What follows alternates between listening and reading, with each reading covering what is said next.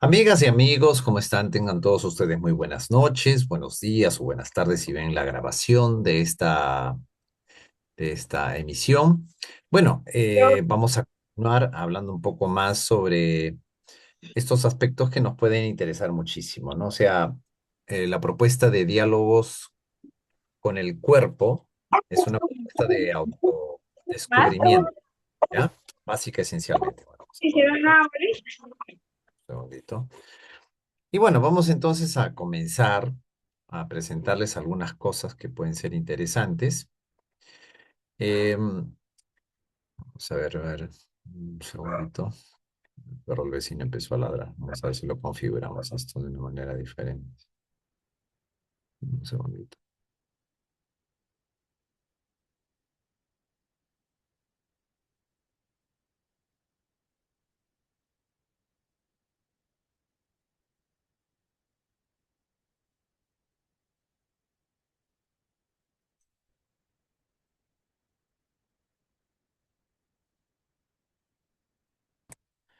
Ya, creo que ahí no se escucha el perro, ¿no? ¿Cómo están, amigas y amigos? Buenas noches. Bueno, ahora sí vamos a comenzar. De pronto a veces uno se pone a pensar cómo es que, ¿por qué de pronto Ana es diferente a Carmen? Carmen es diferente a Alberto. Todos somos diferentes. Voy a lanzar alguna propuesta relacionada con psicoterapias, específicamente, por ejemplo, la de Lacan, que puede ser interesante. Por ejemplo, Lacan dice algo que es muy crudo en relación a nuestra existencia, ¿no? Muy crudo, pero también vamos a ponerlo en esta perspectiva. También hay otras, por si acaso, no es que yo me enrosque con una apreciación. Dice, nosotros cuando nacemos somos un pedazo de carne, dice Lacan, ¿no? Y bueno, en lo que existe en los niños, básicamente, esencialmente, cuando recién nacen, los bebés cuando recién nacen es que no tienen emociones en sí, ¿ya? Lo que ocurre es que como es un ser biológico, busca adaptarse, solamente siente estas dos cosas, el placer y el displacer, ¿no? Entonces hay ciertas cosas que le dan placer, por ejemplo, la satisfacción del hambre, la comodidad de la ropa, le da displacer de repente los ruidos fuertes, el que no le hayan cambiado de repente el pañal, placer, displacer, y después ya cuando va pasando una serie de etapas, ¿no? Que eso ya lo veremos en otra oportunidad, después de los 3 meses es una etapa, después de los 6 meses otra, va identificando las cosas que realmente le causan auténtica alegría, después tristeza, también de repente desgano, puede ser también envidia. Empieza el niño a experimentar otras emociones. Vamos a explicar un poquito esto porque vamos a hablar del miedo, ¿no? Solamente brevemente para poder entenderlo. ¿El miedo realmente es natural o no es natural? ¿Creen que el miedo es adquirido o es algo que nosotros nacemos?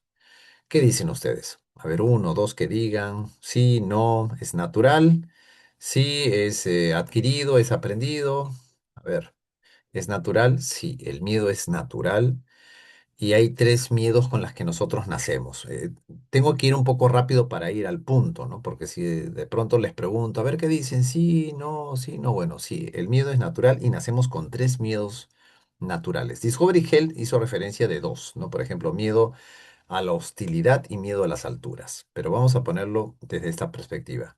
Los tres miedos naturales son miedo a caerse, miedo a estar solo y miedo a caerse, miedo a estar solo y miedo a los ruidos fuertes. Ruidos fuertes, estar solo y a caerse. Son tres miedos naturales. ¿Y es bueno tener estos miedos? Sí, porque si tú no tienes miedo cuando de pronto sientes el vacío o que te puedas caer, si no tienes una biología que te detenga, pues es peligroso.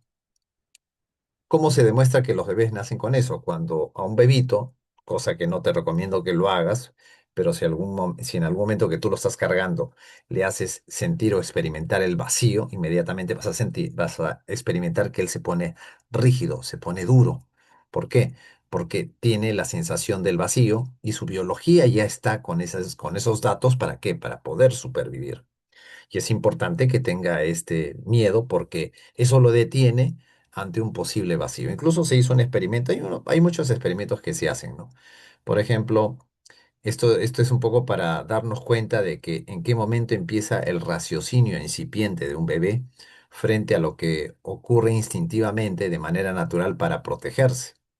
Pusieron un vidrio transparente, que había un vacío, el bebé estaba por cruzar ese vidrio y el otro lado del vidrio transparente estaba la mamá llamándolo.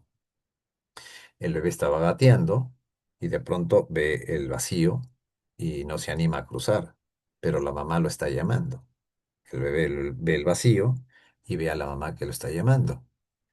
Y entonces aparece, digamos, un raciocinio incipiente. Su instinto le dice no, pero también aparece una lógica incipiente. Mi mamá me está llamando y mi madre nunca va a querer algo contrario a mi integridad. Entonces el bebé lo que hizo fue empezar a tantear. Tanteó con su manito a ver si es que había un peligro o no, y hasta que poco a poco se fue aproximando y se entregó pues a los brazos de la madre, ¿no? Esto es un poco para darnos cuenta de cómo nosotros vamos funcionando y operando. Pero como nosotros tenemos un miedo que es natural, miedo a estar solo, porque el ser humano, a diferencia de otros animales, es que muchos animales cuando ya nacen ya pueden caminar, ya pueden comer por sí mismos, el ser humano no, es totalmente dependiente y no tiene, digamos, un yo formado y constituido, tiene un yo, digamos, no tiene una identidad, no tiene un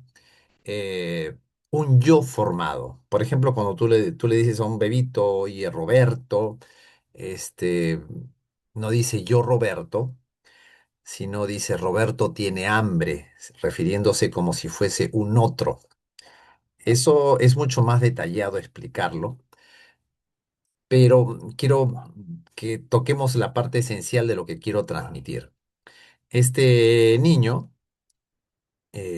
como tiene soledad, hace cosas, como ya sabe de que tiene que tener participación, hace cosas por ese miedo a participar dentro de un sistema.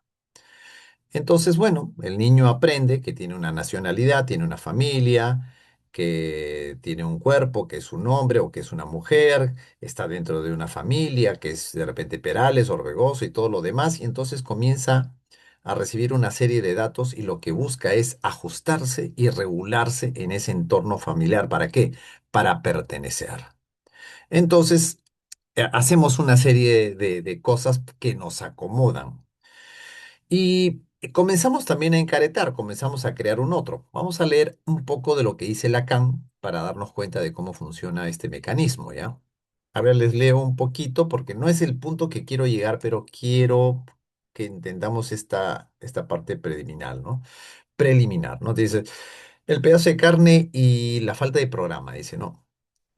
Esta imagen es muy poderosa y describe bien lo que Lacan llama el ser hablante, ¿no? En su estado más temprano, para Lacan, el ser humano nace en un estado de prematuración específica, ¿no? A diferencia de otros animales que vienen al mundo con un equipamiento instintivo más definido, ¿no? Programa de conducta ya. O sea, el instinto, el programa de su cerebro ya hace que sea operativo para varias cosas, cosa que el bebé humano es radicalmente dependiente y su cuerpo no está integrado como unidad. Entonces, bueno, estoy yendo muy rápido, pero quiero que eh, entiendan esta parte, ¿no? Lacan hace referencia del estadio del espejo, ¿no? Que es la primera gran organización imaginaria, ¿no? Es como que si el niño no tiene un yo, ¿cuándo aparece, digamos, este yo? Y quiero que escuchen esta parte, dice, ¿no? En este estadio del espejo, aquí es donde Lacan introduce una etapa crucial que es entre los 6 y los 18 meses de edad, ¿ya? El niño vive en lo que Lacan denomina el estadio del espejo. Al verse reflejado en un espejo literal o metafóricamente a través de la mirada de la madre, de pronto la mamá lo tiene cargado al bebé y le dice, mira, ahí está Raulito. Y Raúl por primera vez de repente se ve o ya tiene, empieza a tener una noción en esa etapa, porque ya su visión está integrada, por eso puede ser desde los 6 meses. Entonces el niño comienza a anticipar una imagen en su mente, una imagen de sí mismo, y se identifica con esta imagen total o completa. que contrasta con su vivencia interna de fragmentación. Y esta identificación es fundamental porque ahí se construye y se constituye el yo, ¿no? El yo. Yo, Fernando, que es una imagen eh, externa en tu mente, ¿ah? Ojo. Y ese vendría a ser ese yo que nosotros fabricamos, ¿no? En contraste de que tenemos un ser natural. Un ser natural, vamos a referirnos ahora a lo que dicen muchas cosmovisiones originarias, que tenemos un ser natural, por ejemplo, en el chamanismo, mucho se dice eso, y este ser natural tiene una serie de pulsiones. Imaginemos de repente a un animalito que de pronto pues tiene su instinto. De pronto vamos a verlo a los niños como son. Los niños no tienen vergüenza, los niños expresan su displacer, su placer de forma espontánea. Para ellos, sus miedos de pronto no son como las de un adulto, no tiene miedo de repente de hacer ciertas cosas, salta, grita, juega, siente placer, displacer, hasta que esta serie de vaivenes emotivos, eufóricos, comienzan a ajustarse y a regularse.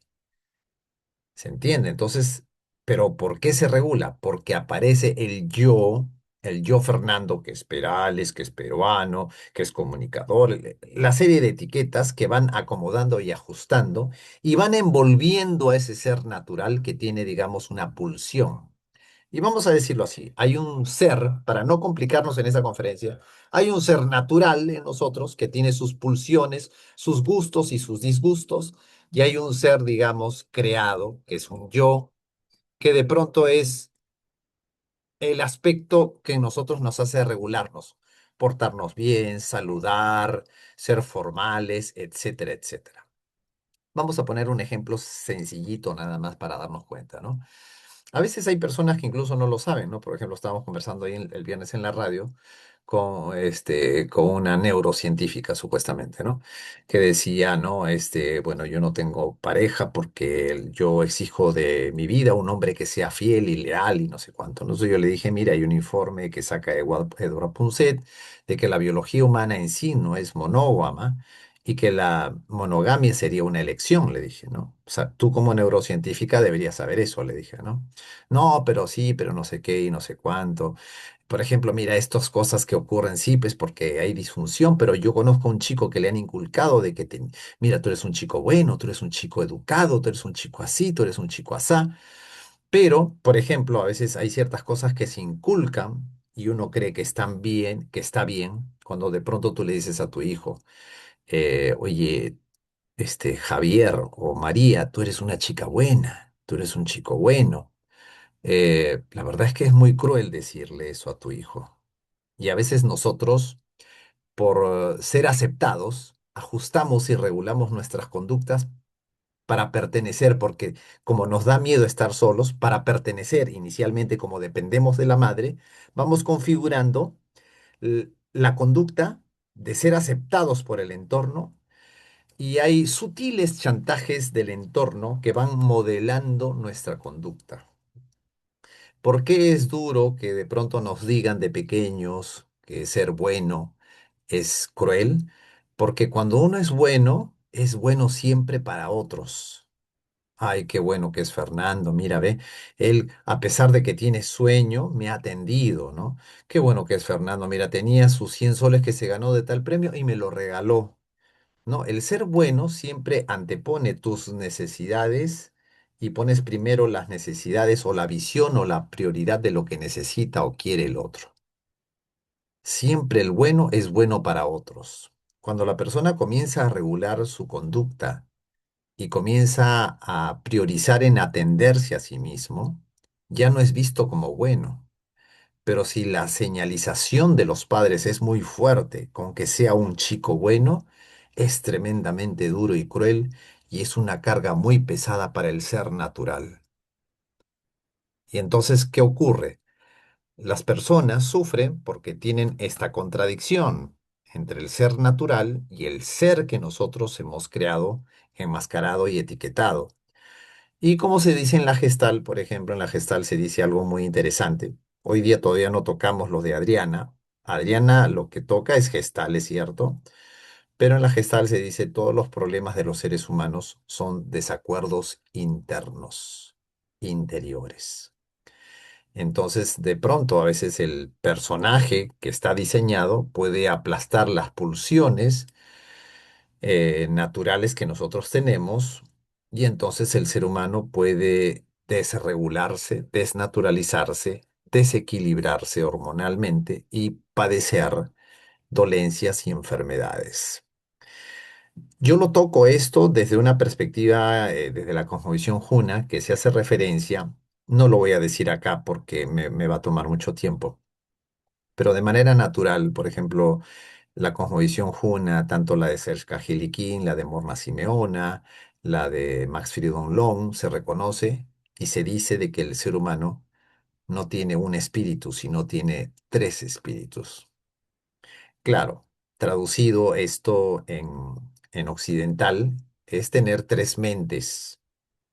Traducido en lo que diría Gurdjieff, tenemos cinco centros en la máquina humana: el centro intelectual, el centro emocional, el centro instintivo, el centro motor y el centro sexual. Y Gurdjieff dice, cada centro tiene su propia voluntad, tiene su propio movimiento. Y en realidad el ser humano puede pensar una cosa, sentir otra y tener una pulsión totalmente diferente. Entonces, cuando una de estas partes se echa o se pone a un costado, vienen las desavenencias, o cuando tú dejas de atender una parte, te viene la factura. Y nos hemos llenado la mente de cucufaterías, de infantilismos, de satisfacción al entorno, de repente de satisfacer a los padres. Y no estoy diciendo que se haga lo contrario, ¿no? Hay que aborrecer a los padres. Tampoco estoy, hay gente que lamentablemente me puede entender así, ¿no? No se trata de eso, sino de que tengamos en cuenta esto que dicen en la gestal, que a mucha gente de repente no le gusta, ¿no? En la gestal siempre se dice, primero eres tú, segundo tú, tercero tú, cuarto tú y quinto quizás tu hijo, ¿no? Quinto, sexto, de repente tus papás, ¿no? Pero ¿cómo va a ser así? Claro, pues es que vamos a ponerlo desde la perspectiva, y esto no solamente es exclusivamente de la gestal, ya muchas psicoterapias han adherido a este principio. Si tú, por ejemplo, eres tan bonito y piensas primero en tus hijos, si tú estás en un avión y tienes a tu hijo pequeño, y en ese avión, pues la presión de oxígeno pues baja a cero, pues lanzan la señal de alarma que por favor se colocan las mascarillas, pero como tú eres un padre tan amoroso y primero son tus hijos, dices, pobrecito mijito, primero yo le pongo una máscara. Pero como no hay nada de presión de aire y quedan segundos porque si no te desmayas, si tú le pones primero la máscara a él, tú te desmayas y dejas a tu hijo huérfano. Esa es la verdad. Pero sin embargo, tú te la pones y tú estás con el oxígeno bien puesto, puedes ayudar a tu hijo.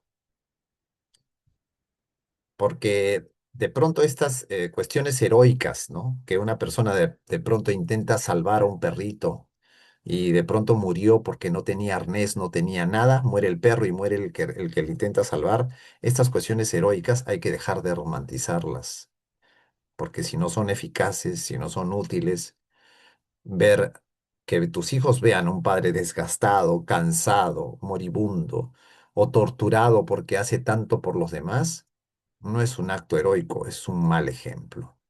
Ahora, vamos a ponerlo no en la perspectiva de lo que ven los demás, porque al fin y al cabo poco importa que los demás nos vean buenos o malos, eso no interesa. Lo importante es que tú aprendas a satisfacer tus necesidades. Ahora, la gestal sí va mucho desde lo que es el mirarnos hacia adentro, o sea, el hacer registro. Se entrena constantemente en eso.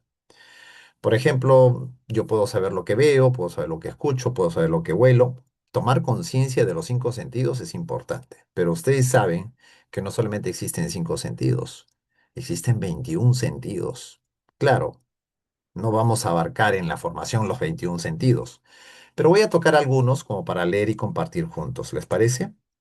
Y esto es un poco para ampliar la perspectiva del darnos cuenta, porque si tú no haces uso de estos sentidos, La persona está indefensa y de pronto puede caer con cualquier persona que comienza a explicarle todo lo que ocurre dentro de uno mismo. Claro, estos son vías como para ir cada vez recobrando el timón de mi vida, de lo que ocurre en mí. Y el mejor ejemplo que tú le puedes dar a tus hijos y al entorno es lo que tú haces con tu vida.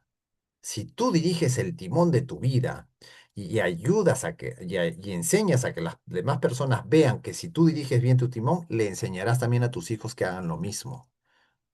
No que dependan, no que estén ayudando a todo el mundo. ¿Por qué? Porque eso es perjudicial. Y si hay algo que yo recojo de las cosmovisiones originarias a este curso, que prácticamente no es mucho lo que vamos a abordar de las cosmovisiones originarias a este curso, pero si hay algo que yo recojo, ¿sabes qué es? Aprender a vivir desde el código Kausai, que significa energía viviente. ¿Qué es el Kausai? Energía viviente. Habita tu propia energía viviente, establécete en tu energía viviente y comienza a vivir desde ese Kausai, porque muchas veces vivimos desde el otro, desde fulano, desde el mengano, desde el gobierno, desde la ex, cosas por el estilo.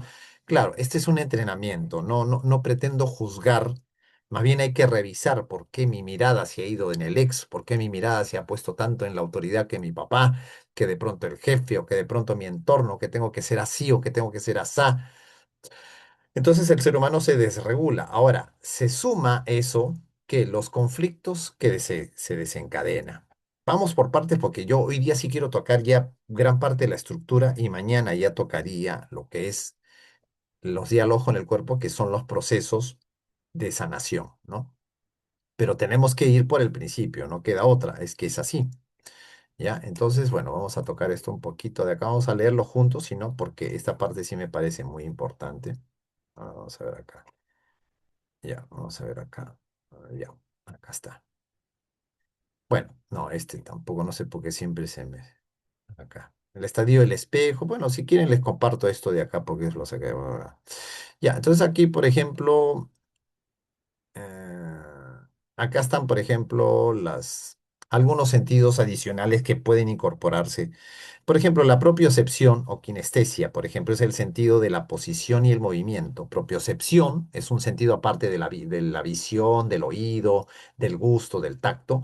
La propiocepción es la capacidad de sentir la posición relativa de las partes del cuerpo. O sea, te das cuenta, por ejemplo, de tu postura corporal. Cuando tú comienzas a desarrollar este sentido de darte cuenta de tu postura corporal, comienza una lenta y gradual capacidad que puedes ampliar de tener una lectura de ti. ¿Por qué? Porque el cuerpo comunica, básica y esencialmente, lo que está en el inconsciente, ¿ya? Es lo que te permite, por ejemplo, darte cuenta si te tocas la nariz con el dedo, incluso con los ojos cerrados, de repente lo estás haciendo o te sobas los ojos. Y hay una serie de cosas que se hacen para desarrollarla, que no la vamos a hablar aquí porque esta clase es más que todo informativa. Por ejemplo, también el otro punto es el equilibrio, que es el otro sentido, el sentido del equilibrio. ¿Qué tanto nosotros nos damos cuenta del sentido del equilibrio, el sentido vestibular, el sentido de orientación espacial? ¿En dónde estoy? ¿Estoy bien ubicado? El sentido vestibular, ubicado en el oído interno, nos informa sobre la posición y el movimiento de la cabeza en el espacio. Ok, hay ejercicios. Ya, la termocepción tiene que ver con la temperatura. Luego, la nocicepción, que es el sentido del dolor. Este punto es interesantísimo y esto sí se enfatiza mucho en la psicoterapia gestal, ¿no? La nocicepción es la percepción del dolor. Si bien no se entrena para sentir más dolor, la conciencia de este sentido es crucial para la salud y está relacionado con cómo el cerebro interpreta estas señales de peligro. Y luego la interocepción de las 21 que son adicionales, que es la capacidad de sentir las señales internas del cuerpo, por ejemplo, hambre, sed, frecuencia cardíaca, respiración.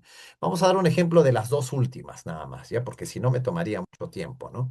Por ejemplo, de este punto que hemos estado hablando de la nocicepción, del sentido del dolor, por ejemplo, ¿por qué las personas, y esto es algo, se lo digo porque soy terapeuta, pues, hay personas que normalmente van a buscar ayuda cuando están mal, mal, mal, ¿no? Miren, el dolor siempre se asoma. El dolor, por ejemplo, es mi pareja me agredió, me dijo una palabra, ta, ta, ta, ta, ta. Voy a dar un ejemplo figurativo. De pronto alguien me pisa el dedo gordo del pie y de pronto más o menos jugamos así, al menos en Perú, al menos en Perú, no, en otros países creo que es diferente. Te duele y de pronto sí me duele un poquito, pero ¿sabes qué? Pero aguanto, aguanto. Y de pronto pisa más tu dedo gordo del pie. Ay, ay, ay, ay, ay, duele, duele, duele. Sí, duele, duele, pero puedo seguir aguantando, puedo seguir aguantando. Y de pronto te presiona más el dedo gordo del pie. ¿Te duele? Sí, sí, me duele, sí, sí. Pero respira, respira, sí, sí, voy a respirar, respirar. Ya. De pronto viene un pisotón más fuerte y el dedo gordo queda como una galleta. Normalmente la gente pide ayuda cuando queda el dedo gordo como una galleta. Vienen malheridos, pero es simplemente cuando tú desarrollas estos sentidos, comienzas a tener una perspectiva del umbral del dolor.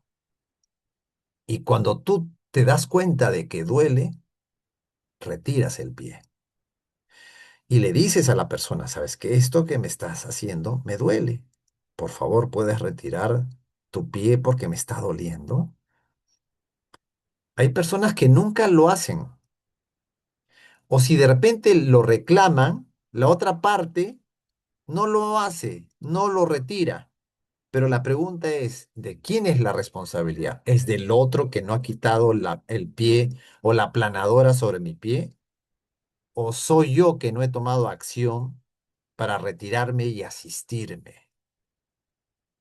Porque siempre hay señales, la persona que de pronto llega a extremos de un somenage, de pronto de un estrés extremo, de una crisis nerviosa, de una enfermedad que es un cáncer, de etcétera, etcétera, son personas que de pronto no han asistido a ese dolor. Dejan pasar pequeños dolorcitos, no, no importa, no importa. Tenemos, los peruanos sí en general, sí me atrevo a decir, y hablo por los peruanos, y eso sí lo digo por experiencia, tienen un umbral muy, muy precario, o sea, del reconocimiento del dolor. Quizás de repente en otros países de Latinoamérica, por ejemplo, con Ecuador y Bolivia nos parecemos mucho, ¿no? No sé que los colombianos yo lo noto más avispados, los argentinos, los chilenos también. Es diferente, ¿no? Pero al menos somos muy parecidos y en realidad si tú no te asistes, pues en realidad esto es un aprendizaje y si tú no te asistes, si tú no lo aprendes, es un mal ejemplo también para el entorno si te preocupa tu descendencia. Entonces, no es bonito ni es bueno hacerle las cosas a otras personas porque eso le resta a las demás personas la posibilidad de poder hacerlo por sí mismos. Entonces, claro, cuando se habla del hacer registro, que vamos a ver si hacemos una pequeña práctica mañana para poder empezar a lecturar. Si tú comienzas a lecturar, si es que vale este término, de manera constante, eh, no vas a necesitar tanto personas que necesitan de repente ver tu salud. ¿Por qué? Porque te estás asistiendo de manera oportuna, estás desarrollando sensibilidad, ¿ya? Entonces, bueno, vamos a continuar un poquito más. Esto es como para darnos cuenta de cómo funciona todo este sistema. Miren, claro, hay que tomar en cuenta de que hay cosas que sí se heredan, ¿ya? O sea, el ser humano, por ejemplo, si nos remitimos, por ejemplo, a cosas que se dicen en la India, ¿no? La India hace referencia del karma, de la karma, del dharma y el adharma, ¿no? Bueno, pero básicamente, esencialmente lo que existe y lo que se refiere en el hinduismo es, por ejemplo, los samskaras y los vasanas, ¿no? Que son las huellas y las disposiciones, ¿no? ¿Por qué de pronto este pedazo de carne bajo la mirada de Lacan nace aquí? Nace porque hay una serie de pulsiones que hacen de que retorne en un entorno parecido. Retiramos eso porque eso tiene que ver con una perspectiva muy hindú. Entonces nosotros, digamos, retornamos en una existencia básica esencialmente porque es lo que nos toca, pues, ¿no? O sea, bajo la mirada de ellos es justo lo que tú necesitabas, un padre como el que tienes, una madre como la que te tienes. ¿Por qué? Porque es necesario para que tú puedas trascender y todo lo demás, ¿no? Pero sí se ha hecho experimentos, por ejemplo, con ratones, ratones que de pronto le indujeron a un miedo que no es natural, ojo, porque vamos a ponernos a pensar, todos los miedos que no sean miedo a estar solos, miedo a los ruidos fuertes o miedo a caerse o a las alturas, todo miedo, aparte de ello, ya no es natural. Miedo al cucu es aprendido. Miedo a la oscuridad es aprendido. Miedo a las personas del sexo opuesto es aprendido. Miedo a las entrevistas es aprendido. Todos esos miedos que de pronto muchos de ellos no respaldan o de pronto muchas cosas que pueden ser añadidas, de repente ciertos pánicos, ciertos nerviosismos, ciertos desequilibrios, poca capacidad de propiocepción, de percibir lo que está ocurriendo dentro de ti. El objetivo es que amplíes estos sentidos, que los vayas poniendo en práctica y que aprendas a qué asistirte. ¿Por qué?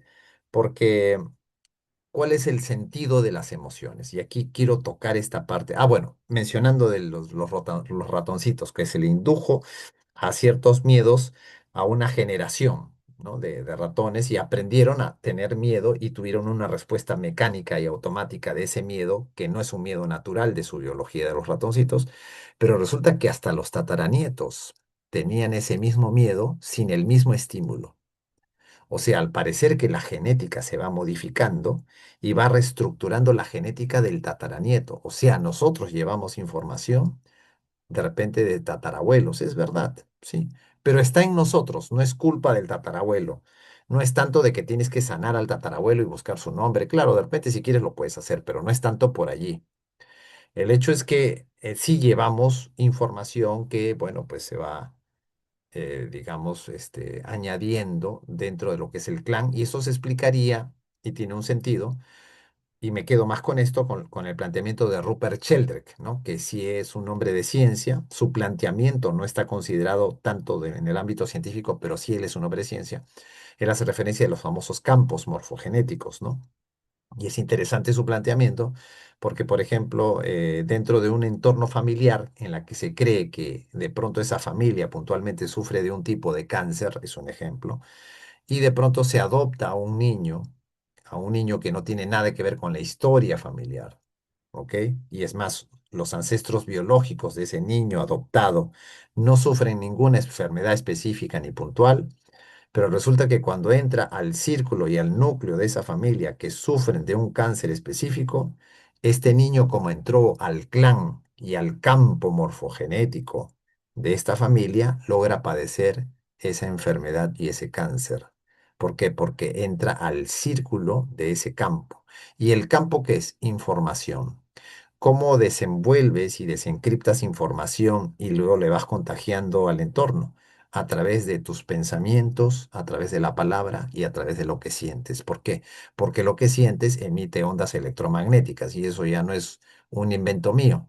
Ya se sabe incluso que la persona que medita provoca generación de serotonina en el entorno. Si, por ejemplo, tú como papá o tú como mamá practicas meditación, tus hijos, sin practicar meditación, generan serotonina.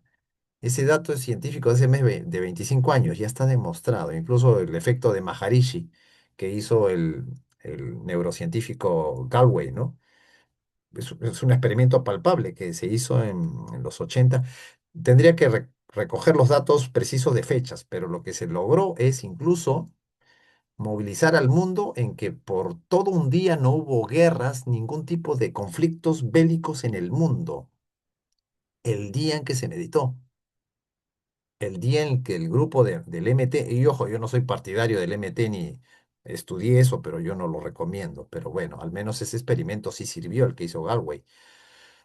No hubo ningún, y es más, dice que iba a haber un enfrentamiento, que Estados Unidos iba a dar no sé cuánto, una carga y no sé qué, y al final dice que esa carga falló y total no hubo ni un disparo prácticamente bélico. Y también se hizo experimento de un grupo en Washington, D.C., que incluso la delincuencia bajó más de la mitad dentro del perímetro de 10 kilómetros. No tengo el dato de la cantidad de kilómetros, pero son experimentos que están registrados y anotados, por si acaso. Lo hizo Galway, que es un neurocientífico, y que lo hizo con la gente del MT, ¿no? ¿No? Entonces, si tú empiezas a generar eso, bueno, pero es que no quiero ir por ahí porque no es la esencia del tema. Ahora, miren. Esto es un poco para darnos cuenta que nuestra biología se ha ajustado y entonces llega el momento en que tú sientes la pulsión. Vivimos un poco así, como que tenemos un contenedor y una olla en que de pronto la olla quiere salir. De pronto te hicieron una broma y tu cerebro dice, este es un imbécil, esa broma de miércoles que me hacen. Pero como tú eres una buena mujer, un buen hombre, no, no, ¿cómo voy a decirle? No, no, no, sí, sí. Es más, hasta finjo una sonrisa, ¿no? Esto, por ejemplo, lo expliqué en la conferencia. ¿Puedes repetir el nombre del científico? Galway se llama. Galway es de la MT, ¿ya? Entonces, bueno, entonces el ser humano pues vive en ese conflicto, digamos, ¿no? Por eso es que en la Gestalt, que vamos a verlo después como curso, se habla del perro de arriba y del perro de abajo. Se habla de otros roles que vamos a ver después, cuando las personas comienzan a interactuar con estos roles, comienza a recuperar su yo auténtico, ¿ya? Porque no se trata de que veamos como etiqueta, ¿qué es lo que tú tienes? Ah, te falta esto, tienes miedo, no tienes que superar, porque eso viene de tus abuelos, de tus padres, y de pronto es que no se han sanado y por eso tú lo estás llevando y tú lo estás cargando y por eso sientes acá en los hombros. Miren, evitar ese discurso, claro, yo no digo, de repente después de que tú por ti mismo has descubierto y comienzas a recuperar tu regulación, de repente ya revisas un libro de biodescodificación, está genial, pero mejor sería que veas uno de Hammer. Digamos, bajo esa premisa, sí, yo quiero que ustedes se den cuenta más o menos cuál es la orientación. Ya, mira. Em, Vamos a ponerlo, voy a hablar un poquito de las emociones, poquito, una pincelada, claro, esto obviamente es mucho más amplio. El sentido de las emociones, como diría Anthony Robbins decía, las emociones son un llamado a la acción, ¿ok? Sí, toda emoción es un llamado a la acción. Para la Gestalt en general, no solamente para Elena Sinek, las emociones, las emociones, ninguna emoción es mala. Y aquí marcamos una pauta y una diferencia de que de pronto, es que la tristeza causa esto, es que la cólera es mentira. La gente comienza incluso a contener más al ser natural. Sentí cólera. ¿Para qué sentí cólera miércoles? Y de pronto, tristeza. Ya ves, ¿para qué te molestas? Más presionas tú la olla y más enfermas a la gente. No es por ahí. La ira, señoras y señores, no es mala. La tristeza no es mala. La envidia tampoco es mala. El sentido de las emociones es que las emociones, sí, como son llamado a la acción, es que lo que hay que hacer es reconocer qué es lo que necesita esa emoción. Es por ahí. Y esto es muy amplio. Si esto lo tratáramos en el curso, realmente quedarías convencido de que las emociones cumplen una función. Las emociones no es que de pronto aparezcan porque de pronto Satanás las puso, porque hay gente que cree esas cosas.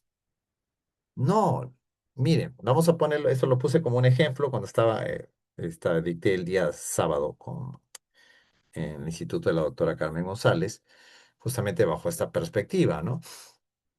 Por ejemplo, ¿no? Si de pronto me piden prestado un libro y entonces me piden prestado este libro, entonces yo se lo doy de repente a María, ¿no? Toma, María, te regalo, presto este libro, pero mira, el día de hoy, lunes, yo tengo una conferencia por si acaso, ¿no? No vayas a olvidarte que necesito. Así que nos encontramos temprano y me traes el libro porque depende de ese libro que haga una conferencia que sea eficaz. No te preocupes, si de pronto nos encontramos y de pronto la veo a María. Uy, Fernando, me olvidé de tu libro. Ya, ¿estaría mal que me moleste? ¿Ah? No, pero si Fernando, ¿cómo se va a molestar? No está bien que me moleste. Le voy a explicar un poquito esto de la función biológica del molestarse. Miren, yo, por ejemplo, cuando era niño, y me acuerdo que tenía mi sobrina y yo pues era todavía un poco joven, no sabía de pronto muchas cosas, ¿no? Creo que está sonando acá una musiquita, voy a ver si la apago. Por si acaso. Bueno, era un poco joven, no sabía, entonces me acuerdo que agarré esta copita y mi sobrina era muy vivaz, ¿no? Tenía menos de un año, pero y quería agarrar la copa, y entonces yo se la alejaba, ¿no? Entonces vi que ella se energizó un poco, como para estirarse un poquito, y intentó, y yo nuevamente le agarraba, le alejaba la copa, ¿no? Pero sentía que su cuerpo se estaba poniendo de pronto más energizado, ¿no? Y en la tercera era como que le hago otra vez la broma y su carita se pone roja, ¿no? Y de pronto dije, ya, no voy a hacer que se moleste. Y en la cuarta vez agarró a la copa y entonces se puso tranquila. Ahora, ¿qué es la cólera? Tu cuerpo se energiza. ¿Para qué? Para romper un obstáculo. Si tú, por ejemplo, estás corriendo, corres, corres, corres, corres y tu objetivo es llegar a tu destino, a un punto, y de pronto estás corriendo y en ese correr encuentras un dique que no te deja pasar. Obviamente tu cuerpo se va a energizar. Hay gente que se desesperanza, pero ¿por qué se desesperanza? La desesperanza o la apatía viene producto de una cantidad de intentos que ha hecho tu cólera por resolver algo y de pronto el cerebro incorpora inmediatamente frente a un obstáculo la tristeza. Y sería bueno que la persona reconozca su apatía porque reconozca episodios anteriores, ¿no? Aunque estoy pecando ahorita en decir un diagnóstico, pero el hecho es que, miren, si yo tengo como objetivo ir al otro lado, mi cuerpo se va a energizar. De repente me trepo, de repente lo empujo el dique, pero es algo de ira que se va movilizando porque la sangre va a los brazos para romper el obstáculo, ¿ok? Ahora, para marcar la pauta y la diferencia, por ejemplo, Norberto Levi, que es un gran exponente de la Gestalt, dice, ¿no? Por ejemplo, si María ya no me trae el libro, él hace referencia de dos iras, la ira que destruye y la ira que construye, la que edifica. Porque si yo no he educado las emociones, o sea, no he asistido a mis emociones, no tengo cultura de estos impulsos naturales. Como no tengo cultura, le digo, María, eres una tal por cual, cuando no eres una no sé cuánto la otra vez. Entonces comienzo a qué? A agredirla a ella. Y creo yo desde mi psiquismo que para que la persona pueda tener esta gran lección, tengo que lastimarla a ella. Pero no estoy yendo al punto. Yo lo que quiero es el libro. Yo me energizo y le digo, María, escúchame bien, le digo, no sé qué tenemos que hacer, pero ese libro yo lo necesito ahora. 100 personas me van a ver hoy día y depende esa conferencia de ese libro. Vamos a tu casa y nos... pero Fernando, no sé, pero vamos ahorita a tu casa y tenemos que recoger ese libro. Eso me hace ser enfático y lo voy a decir con las palabras adecuadas. Lo voy a decir, digamos, con la medida.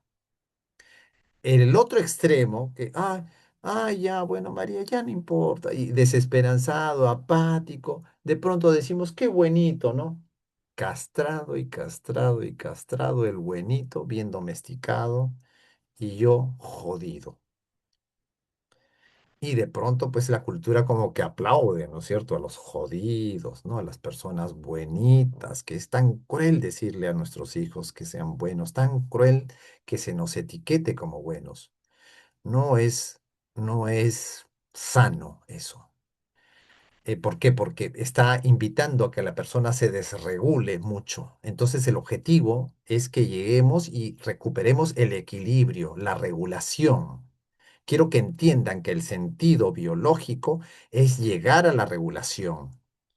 Cuando tú comienzas a reconocer esa regulación, claro, y ser bueno contigo y perdonarte tus carajos y todas las rabietas que has tenido hasta que en este camino progresivamente hayas regulado y que perdones también, disculpes tus zapatillas, pues, ¿no? Porque de pronto a veces uno es tan buenito, tan buenudo, ¿no? Tan apaciguador, ¿no?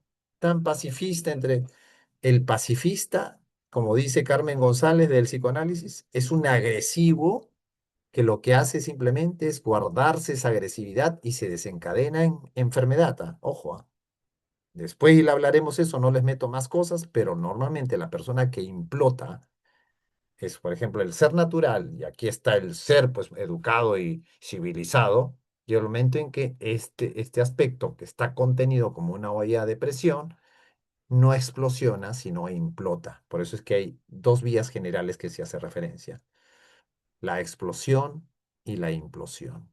Y la persona que implota tiene una sentencia.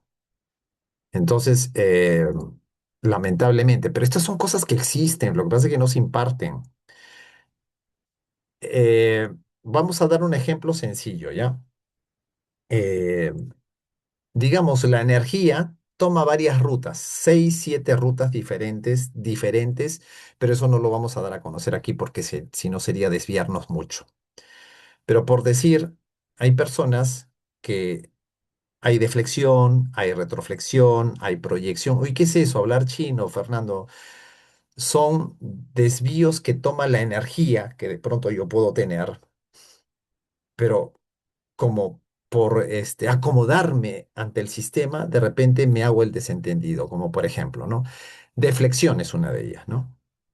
De pronto el deflector, no, vamos a ponerlo como el retroflector mejor, retroflector. Por ejemplo, mi padre fue abusivo, me golpeó y de pronto yo me energizo y esa energía va pues a que le quieres pegar al papá, ¿qué acaso se le va a condenar eso? Claro, de pronto sería bueno llevarlo, obviamente, hacia una orientación, que esa cólera tenga un curso, sería bueno, no que sea contenido. Pero el padre de repente lo agarra con correa al pobre niño que nunca debió pasar.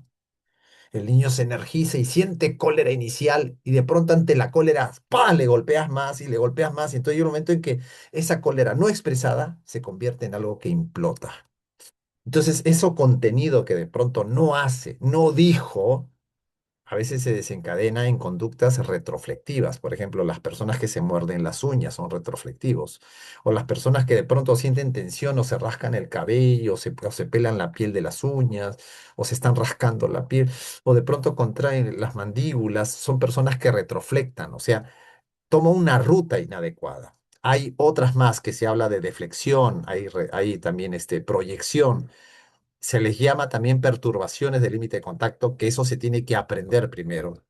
Entonces toma la energía una ruta inadecuada y de acuerdo a la ruta que toma, puede desencadenar ciertos tipos de malestares, pero no son las emociones. Quien diga que la emoción enferma es una burrada, se los digo de frente, porque hay personas que creen eso. Entonces, por eso cuando yo escuchaba a mucha gente, Dios mío, pero yo le decía, Alex, vamos a sacar esto y bueno, yo le tengo una gran gratitud y cariño a Alex, pero lamentablemente por las actividades que a veces se juntaban, se iba postergando, dijo, no, esto ya lo sacó solo, no queda otra, ¿no? Y espero pues que tenga la resonancia porque estamos muy mal informados. Las emociones son un llamado a la acción. No voy a explicar, me encantaría hablar de la envidia, me encantaría hablar de todas las emociones, de hacer este, una explicación detallada.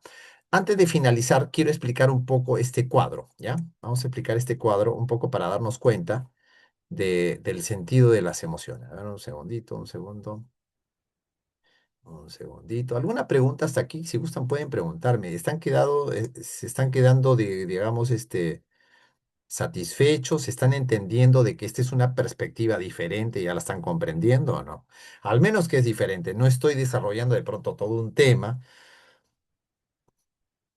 Por lo pronto les digo que si esto se desencadenaría en un curso, es cierto, pero todo un mes tendríamos que explicar las estructuras de la gestal, de entender esta estructura relacionado con cómo funcionan los mecanismos internos del cerebro. En un segundo mes ya puede explicarse la pauta y en el tercer mes tendría que durar mínimo 3 meses, mínimo. 3 meses para que podamos tener un entendimiento y que ustedes ya puedan aplicarlos no solamente con ustedes mismos, sino con otras personas. Paralelamente a lo que vamos a hacer pautas energéticas, por ejemplo, activar el sistema parasimpático. Ustedes saben que hay pautas energéticas que nosotros podemos hacer de un momento a otro para activar el sistema parasimpático. Por ejemplo, estas cuestiones ya son de neurociencia. Tiene muchas cosas de neurociencia. Cuando las personas tienen crisis de pánico, la sangre va al sistema límbico y al cerebro reptil. Por ejemplo, esta es una pauta energética. Si tú, por ejemplo, pones tu mano aquí y tu mano acá, así, presionas un poquito y lo haces durante 20 minutos o 30 minutos, la persona en 30 minutos, si tiene pánico, el pánico se le va. el pánico se le va. ¿Por qué? Porque con esta leve presión que estás haciendo, obligas a que la sangre se vaya al córtex prefrontal. Cuando se va la sangre al córtex prefrontal, ya no está en el sistema límbico ni en el reptil, donde se activan las acciones de supervivencia. Cuando la persona no resuelve sus conflictos o no satisface sus necesidades, la sangre predominantemente se va para atrás. Por eso las personas andan como instintivas, reaccionarias, hablan más mal de otros, están así como en rivalidad. ¿Por qué? Porque su cerebro, su sangre ya se fue para ese lado. Y una persona así no vive, pues, ¿no? Dice, Fernando, antes te escuchaba en Radio Cielo, ¿se hace biomagnetismo? Sí, el biomagnetismo lo hacemos con Liz y ella tiene la última generación, pero digamos, el biomagnetismo va a funcionar cuando tú concientices las cosas, o sea, cualquier tecnología, mira, vamos a hacer también con en nosotros, medicina bioenergética y bueno, biomagnetismo también, pero tomen en cuenta que lo que les estoy brindando es el corazón de lo que realmente puede dar un vuelco a tu existencia. No hay nada más hermoso que el autodescubrimiento, ¿ya? No hay nada más hermoso. ¿Alguna pregunta? A ver, qué más han preguntado? Es que no se desvíen para otro lado. Mira, a veces cómo es nuestra mente, que a veces yo estoy hablando de ese tema y me pueden preguntar de otras cosas. Dicen, pero entonces lo que genera enfermedad, dice, a ver qué dice. A ver, dice acá, Fernando, entonces, ¿qué es lo que genera enferma? Lo que genera es el conflicto interior y la no satisfacción de necesidades internas. Y ahorita vamos a explicar un cuadro para que te quede más claro, Margot, ¿ya? ¿Podrían ser liberados porque están afectando determinadas partes del cuerpo? Sí. Mira, es que lo que estoy dando ahora son pinceladas, no son cosas. Esto es muy profundo. Mira, sacando la cuenta de lo que debería durar esto de lo que es una gestal, la gestal solamente son 2, 3 años, mínimo. De ahí se hace una referencia posterior de lo que son diálogos con el cuerpo para la sanación. Pero mira, corriendo y de repente no tratando de correr debería durar 4 o 5 meses para poderlo comprender. Lo que pasa es que yo iría un poco más al grano para poder comprender este enfoque, ¿ya? Porque es una mirada que no está difundida. Es una mirada que es una invitación para, ¿no? Y nosotros también tenemos el conocimiento de la medicina germánica, tal cual como lo planteó también este Hammer, que lamentablemente ha sido mal tocada y que nosotros queremos de pronto darle un reenfoque, ¿no? De pronto dice, entonces se trataría de emociones atrapadas. No, es que no traigan biomagnetismo aquí, por favor, ya no lo traigan. Que cuando se hace biomagnetismo podría ser libre. No, no, no, no, no, no. Mira, lo que realmente sana es tu conciencia. Si tú no tienes participación de la conciencia, es eso. Si de pronto alguien te dice y de pronto hay que proceder, y de que puede proceder con lo que tú quieres, y de repente puede ser funcional, pero no va a ser en la misma magnitud de que tú tomes conciencia. No es la emoción atrapada. eh, Mira, de pronto tú revisas la información que has podido capturar de biomagnetismo o de biodescodificación. Ah, perdón, de biomagnetismo hace referencia, ¿no? Yo estoy leyendo mal, estoy proyectando. ¿Podrían ser liberadas? Sí, biomagnetismo yo lo recomiendo, sí, porque sí es funcional, pero cuando llegas a esta parte, eso es lo que te puedo decir, Carmen, que es mucho más preciso, ¿no? Fernando, te escuchaba en Radio Cielo. Hola, Esperanza. Ahora ya me estás escuchando por acá, pues. Doctor, ¿puede repetir los nombres del... Sí, ya lo dije, ya. Bueno, gracias. Ya, entonces ahora vamos a explicar esto ya. Este cuadrito antes de finalizar. Ahora, quiero saber si se está entendiendo, ¿se entiende lo que estoy diciendo o no? Ya, mira, esta es una foto, a ver. No sé si se logra ver, vamos a ver si lo abro, lo agrando. Miren, así es como funciona. Ya, mira, este niño, ¿ven acá el niñito o no? ¿Se ve o no la figura? Me dicen sí o no. Ven hasta acá este niñito que está con su Sí, juguete. Fernando. Gracias, gracias, Andrea. Aquí está el niñito con su juguetito, ¿no? Y de pronto, ¿qué pasa? El juguete no está, ¿no? Entonces, el juguete no está, el niño ¿qué tiene? Fase uno, sensación. Incluso reconocer lo que hemos dicho, ¿no? De todos los sentidos adicionales, reconoces la sensación. Y hay algo que se siente primero como una sensación. Cuando ya tiene la sensación, hay una siguiente etapa que es toma de conciencia. La sensación viene y tomo conciencia que no está con mi carrito. Entonces, frente a eso, ¿qué haces? Tu cuerpo se energiza, que es la fase 3. Cuando tu cuerpo se energiza, es una invitación a la acción. Cuando toma acción, recurre a la ayuda, que es el contacto con su mamá, y después de la acción, que es el contacto, encuentra el carrito, y una vez que encuentra el carrito, ¿encontró qué? El reposo. María llegó a su casa, me da el libro y yo tengo el libro en la conferencia. ¿Qué es lo que tiene que hacer? Mi cuerpo llega ¿a qué? Al reposo. Ahí está. En el caso del niño es el carrito. En mi caso es el libro. No, está perdón, en el caso del niño es el carrito y en mi caso es el libro. Ya tengo, ya encontré el equilibrio, ¿no? Entonces, miren, hay personas que se quedan en la sensación. Hay personas que se quedan en la toma de conciencia y ni siquiera tienen permiso para energizarse porque la energización se castró de repente, puede pasar. Hay personas que se energizan y no toman acción. Por ejemplo, esto puede servir incluso para darnos cuenta de cosas que hacemos en la vida cotidiana.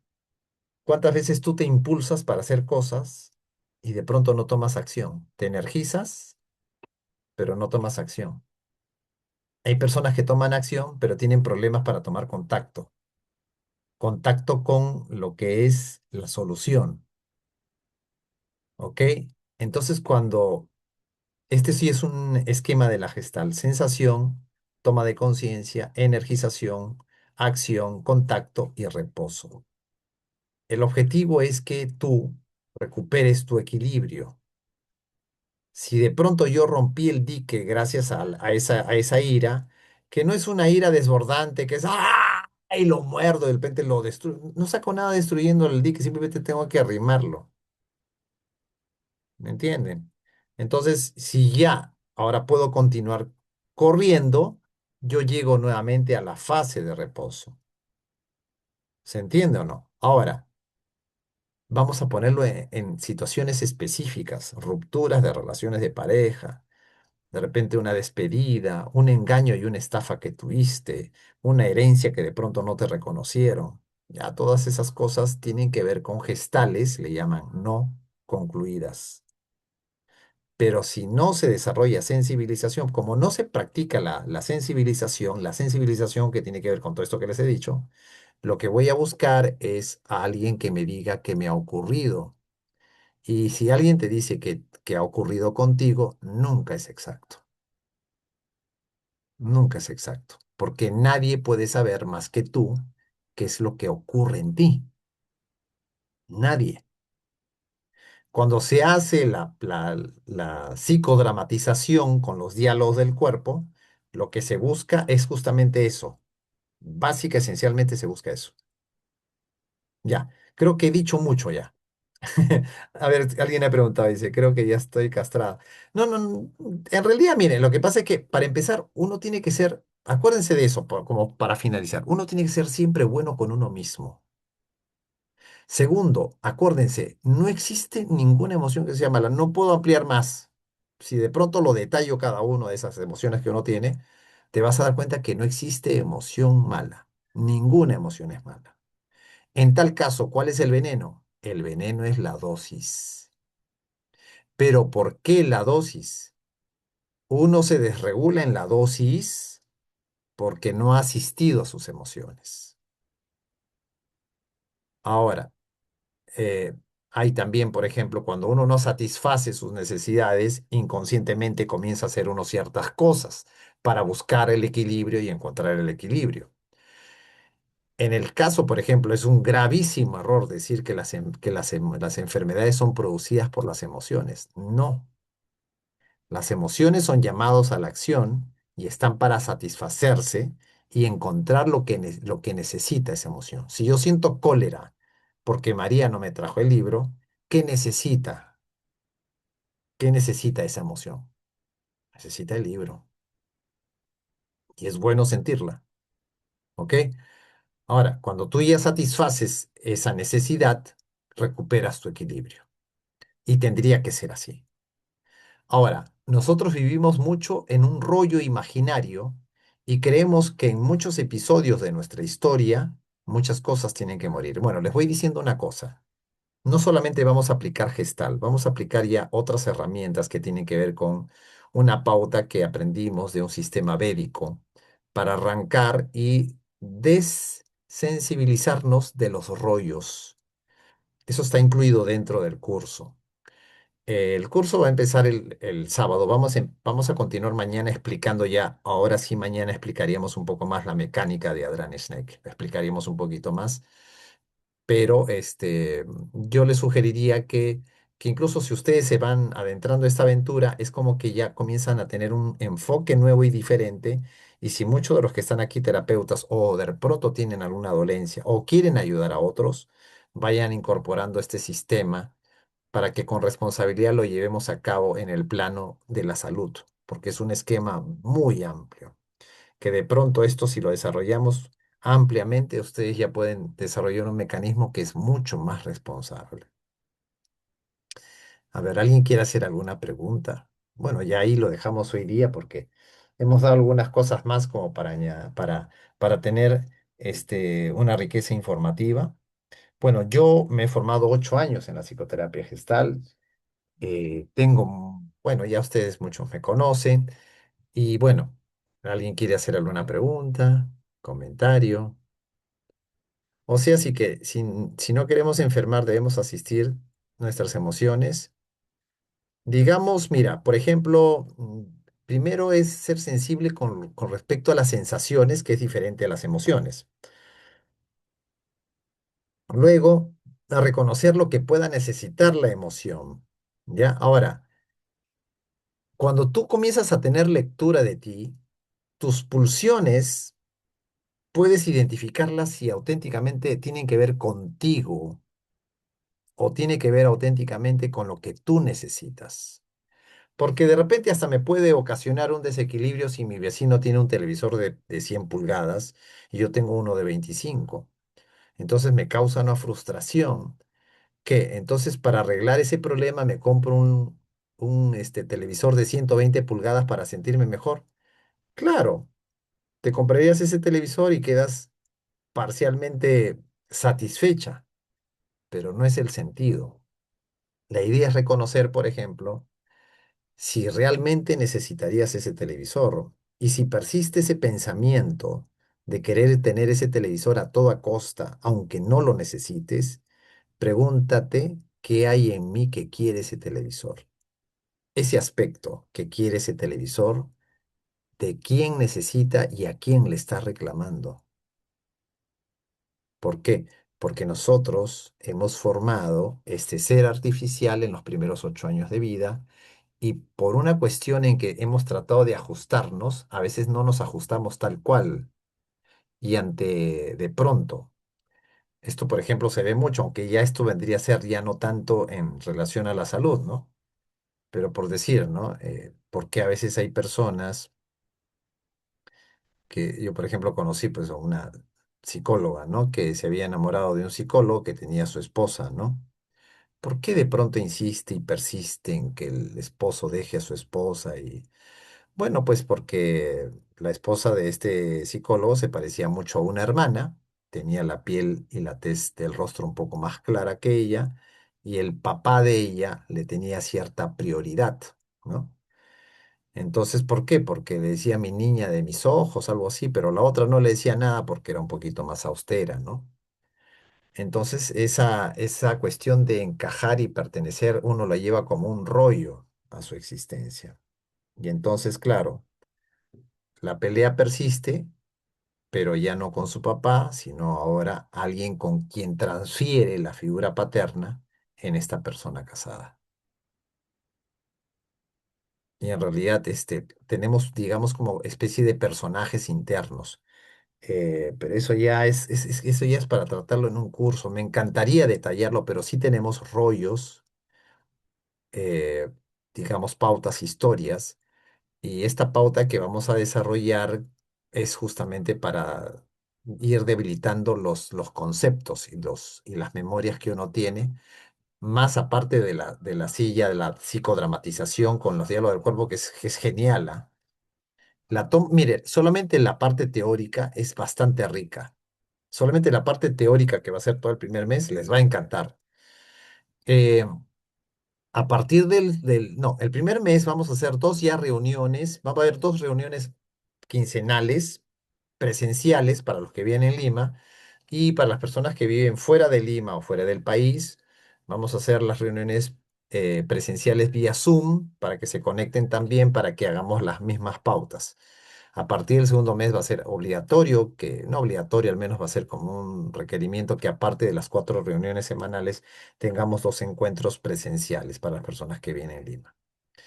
Y esto es un poco para desarrollar un poco más el esquema, ¿no? Preguntas, otra pregunta más. A ver, creo que han hecho 2 preguntas más, si no ya nos despedimos. ¿La energización vendrá a ser la fuerza de esa emoción? Es que como, mira, la emoción puede quedar castrada, puede quedar sobreestimulada, porque a veces hay personas que aprenden eso, ¿no? Eh, por ejemplo, en el análisis transaccional hay un esquema que de pronto lo puedo mostrar así en borrador, ¿no? Ahí hace la referencia del padre, el adulto, del niño, ¿no? Que son 3 aspectos de la personalidad. Tenemos un padre que es la autoridad, el adulto que es el ecuánime y el niño que tiene que ver con las emociones, ¿no? Entonces, si una persona tiene un padre interior muy severo, castra los aspectos emocionales en uno. Entonces viene el adulto que es maduro y que equilibra estos 2 aspectos, ¿no? Entonces, de pronto bajo la mirada de ellos vendría a ser, pero no es exactamente igual.